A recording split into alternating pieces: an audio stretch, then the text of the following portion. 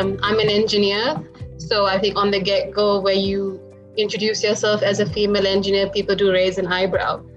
I do remember walking into a corporate event, and I was seated at a table, and the men at the table, both Sri Lankan and non-Sri Lankan, were talking about cars and engines.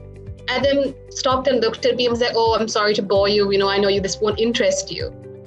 So I paused for a second and I thought, should I, shouldn't I? And I thought, you know what, I will.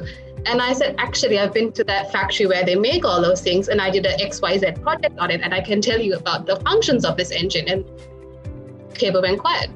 So that instant thing that women don't know anything about cars, or women don't have anything to know anything about technology, is something that is still inherent in societies. So there's a lot of things where people assume that if you're the woman in the room, you are not the most important person there, whereas most of the time we are. So I think that perception definitely has to change. I think I've been conditioned almost to kind of take a step back in situations, and I think that really needs to change. I think women are told, you can have your say, you can be opinionated, but do it quietly. Don't rock the boat too much. But I think that narrative is now changing, where women are told, no, if you have an opinion, state it. If you think differently, state it.